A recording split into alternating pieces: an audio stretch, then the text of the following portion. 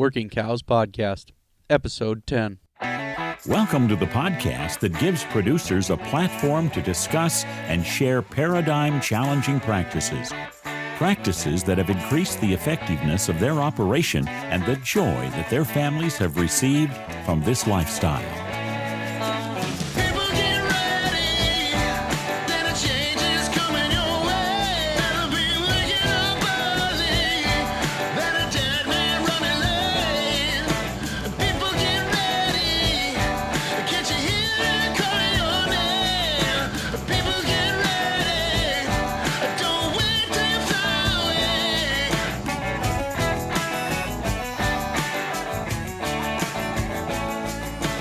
This episode has been brought to you in part by Kamak Ranch Supply. Check out their website at kamakranchsupply.com.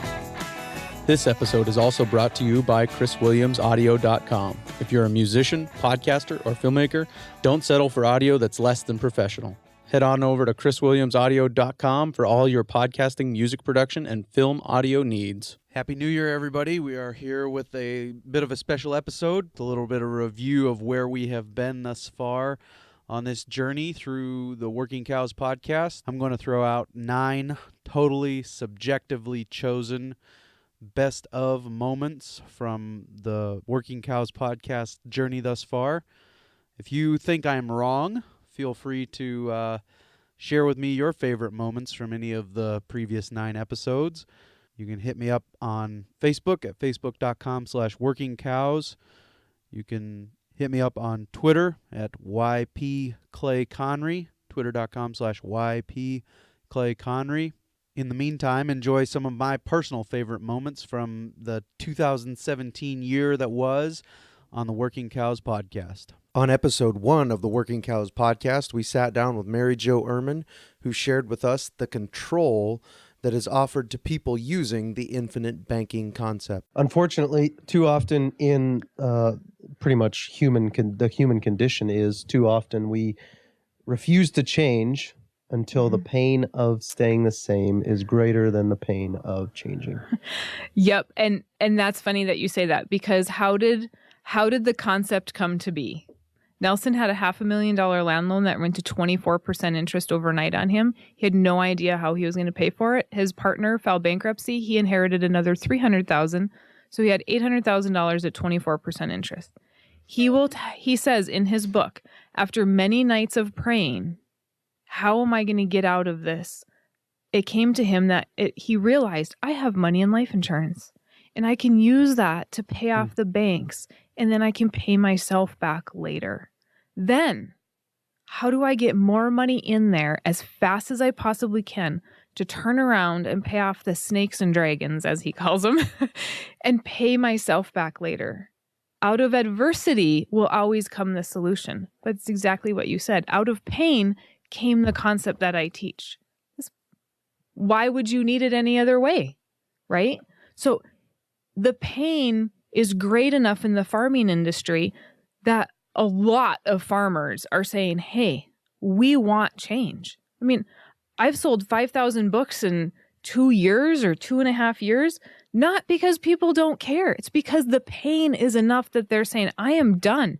I want control. I want to be able to say, I'm going to take a loan. This is when I'm going to pay it back. This is how fast I'm going to pay it back. I want control of my finances. I don't want that control and my livelihood in the control of the banks.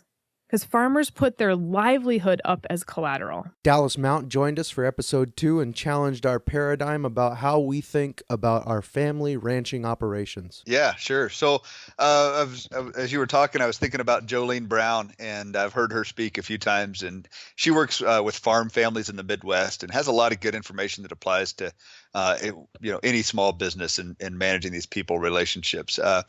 And she talks about being a family first family or a business first family.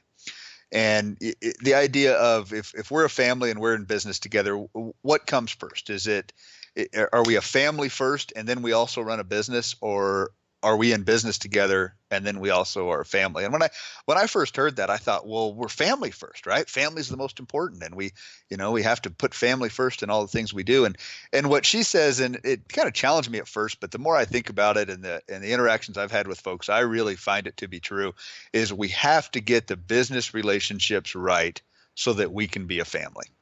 And so she says, be a business first family. So we put the business and we deal with those things so that then once we have those things right and they're structured well, now we can be a family. And I really appreciate the way that she puts that and the challenges that she gives on that. And I think there's a lot to be said for making sure things are done well on the business side of things, that communication is happening, that people understand their roles, that they're being held accountable to fulfill those roles, to do the things that they say they're going to do, just like if they were an employee in any other business. And then once those things are handled well, now we can be a family. And we can enjoy those kind of relationships. Otherwise, it just really gets in the way of the family relationships, which are so important to us. Melinda Sims joined us for episode 3, and we talked about windrow grazing. Absolutely. Well, first of all, I want to dispel one of the myths with windrow grazing, especially in windy Wyoming. Your windrows will not blow away. We have never, ever had windrows blow away. And actually, I do take that back. The University of Wyoming did have some windrows that they experimented with. And they had a huge gust come in, and it did roll up their hay and wad it up into the fence. But it was, from my understanding, right after it was hayed. They had not gotten any moisture on it yet and no regrowth to tie it down. So if you have that moisture coming down to seal the top of it and kind of put a cap on it, and the regrowth coming up from under the bottom to kind of weave its way in and hold it down, you will not have any problems with wind. We do have a lot of trees down here that kind of help break it up, but believe me, McFadden is unbelievably windy. That's a paradigm shift there. Most people are saying, I would love to put up my hay without it ever getting rained on, and you guys are kind of, from the sounds of it, crossing your fingers a little bit to get a cap put on it with some rain to hold it together and hold it down to the ground. Absolutely. As soon as it's windrowed, we love to see a little bit of moisture on it because it just puts that seal on it, and it holds in all of the nutrients and holds it down. On episode 4, we sat down with Dave Olala and talked about the winter feeding strategy that he is employing on his ranch. The rotational cropping systems with the diversity, but the other thing I forgot, and you were out and got to see it, is integrating the cover crops into the system as well. And the point of the crop is that fifth principle of keeping a living plant in the soil as long as you can throughout the year, not just during the growing season, but throughout the year. And people don't always get that. But what's so cool about this soil health initiative and how it makes sense to me is from a ranch and a rangeland grass manager point of view, that's what you do with rangelands, is you manage them that way. You keep cover. You maintain diversity by rotating your grazing and by making sure you don't overgraze at the same time or overgraze any time, but you try to vary your grazing so those different plants can thrive and stay within the ecosystem in a nice, diverse plant composition. And then you think about, certainly there's no-till farming in rangeland, that you're not doing any of that. And how did the native rangelands in the northern plains develop? Through the impact of animals on there, buffalo and antelope and deer, and we've replaced them with cattle and sheep. So those that understand rangeland management can adopt and adapt those principles right into their cropland, which for me, it's quite an aha moment. Paul Youngnich joined us for episode 5 to talk about some of the hidden benefits of bale grazing. Check was low on nitrogen, all the before. I think they'd fertilized it the year or two before, but it was fairly low on nitrogen and didn't grow particularly much. Where we spread the raw manure and the compost, it did look somewhat better, better color, somewhat better growth. but it was quite a bit behind what the where we fed the cows in both overall yield and in protein. Sure. Do you think that's related to the urea spread through the urine? Yeah, for sure. There was a lot more nitrogen there, and so you had the urea that was spread. When we measured it in the soil, that was measured as immediately available nitrogen, just like as if you'd fertilized. So that went directly into the plants, and then of course you had the what do you call the more slow release nitrogen that would be in the dung, and so that was spread. And that then you had the effect if the residue wasn't too heavy, that also released nutrients as it rotted, plus it would trap moisture. So, a big part of how successful the growth would be is how you manage the residue and how even you get it, and the type of grass you pick, right? We picked the bunch grass, which is not optimal, especially with if you're feeding straw. This episode has been brought to you in part by ChrisWilliamsAudio.com. If you're a musician, podcaster, or filmmaker, making your product sound great is crucial. Don't settle for audio that's less than professional. No matter what type of audio service you need, Chris Williams and his team have got you covered. Head on over to ChrisWilliamsAudio.com for all your audio production needs. Aaron Berger pushed us outside of our box for episode 6 as we talked about cow depreciation. So I think we have to be careful, I guess, a little bit around automatically assuming that having cows longer reduces cow depreciation. So it does in effect. I mean, obviously that's the denominator part, right? That's how many years do we get production out of a cow. We also have to understand when a cow depreciates, we have some factors that go into that just beyond how long she's there. So from Nebraska's standpoint, typically we see cows appreciate and depreciate in value. And I'm not just talking about here market fluctuation in terms of the cattle cycle or things like that, but if we were to go to a major auction barn and look at some reputation 2-year-olds, they're going to bring some kind of value. I'll pick a number here, maybe that's $1,600. There was also bred females on the same sale that day, calving at a similar time, if there were 3 and 4-year-olds in Nebraska anyway, for similar quality, they'd actually bring more per head than those bred 2-year-olds would. And that makes sense because a 3 and 4-year-old is going to tend to be more productive and also just easier to manage than that 2-year-old. As we move to 5 to 6-year-olds, that value would tend to decrease from what it would be as a 3 and 4-year-old. And then once we move past 6 and start to get into that 7, 8, once we start to see dental deterioration in a cow, we start to see cow depreciation start to really increase. If we're getting out to that 9 or 10 and we move from a short solid cow into what they call a broken mouth cow, then we really start to see values decrease pretty rapidly. So I think as we think about addressing cow depreciation, you want to think about what your resource base are, what you're good at.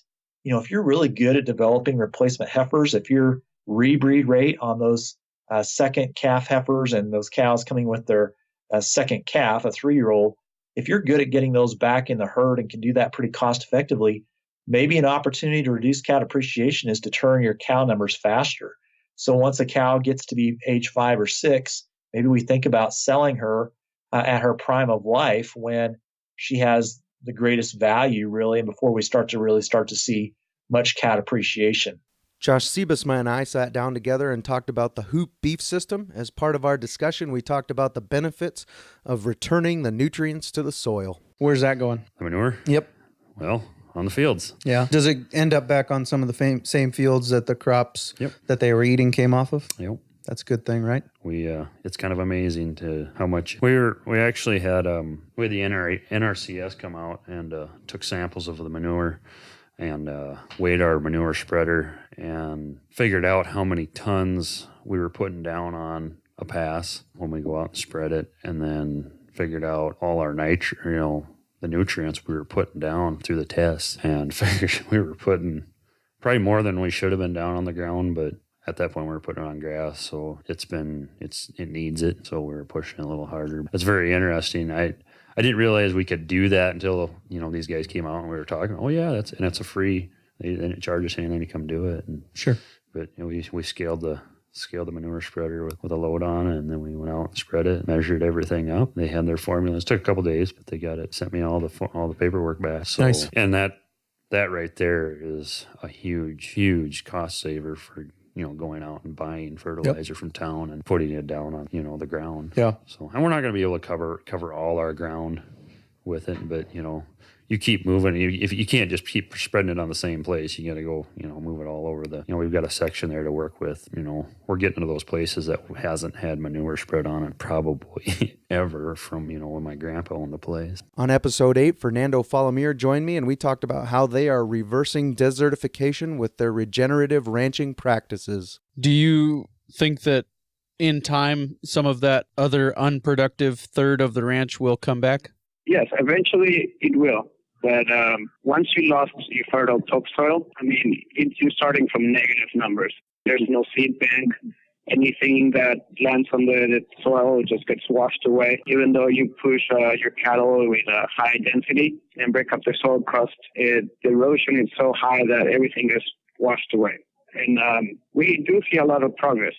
In a couple of my fences in those pastures, they've been silting up almost the entire height of the electric fence up to my knee each year. So we have to go back and raise the fences so that they're still useful. Is that like a dust is blowing across, or? No, it's from water erosion. Oh, okay.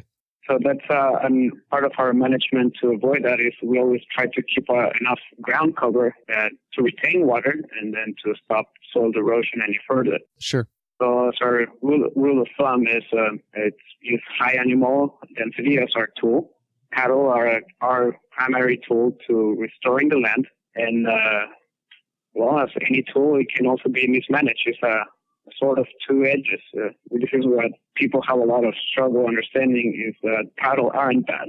We mismanage, and our tool gets blamed. Finally, on episode 9, Derek Swanebeck and I sat down and talked about deferred grazing and the benefits that they are experiencing in the Sandhills of Nebraska. What are some of the benefits that you guys are noticing? You mentioned root mass.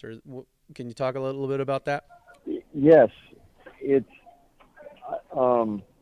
Nicole Masters was in America, and we got to listen to her talk. And she just loves the soil and all the microorganisms and things that are growing underneath. And so, like to mess with cow manure.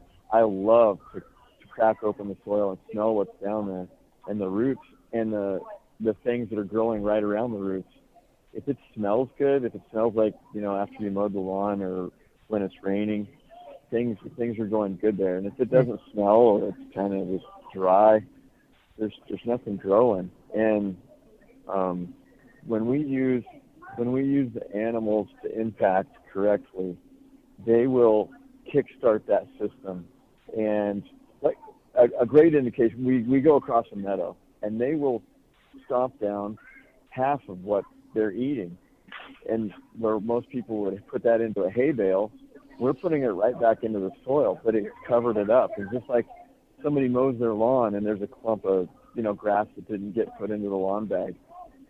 Middle of the afternoon, you kick that over, it's wet under there, and it smells good. And the more organic matter we get back into the ground or on top of the ground, just like that, the more bugs. We're talking warm and wet. That's where the bugs flourish, and the right bugs, and that helps the root mass. We either graze or we impact that plant life, which kills off roots below the surface, but they don't just disappear. They'll rot, and they'll feed microorganisms. The microorganisms, in turn, feed the new roots that are growing, and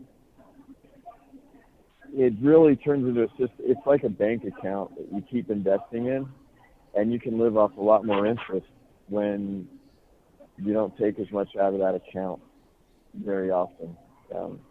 And there's probably a level of production where you have to plateau somewhere, but we're in a lot of places. I haven't seen that yet. We haven't even got there. It just, the more you put back into it, the more it keeps going. This episode has been brought to you in part by Kamak Ranch Supply. Check out their website at kamakranchsupply.com. They understand the needs of ranchers and farmers, whether you need to take care of your livestock, horses, or even building supplies. They have everything you need to work your cows, whether that be the chute you work them through, the water you bring them to, or the tools you use to make them go up that chute a little bit faster. So check out their website at kamakranchsupply.com.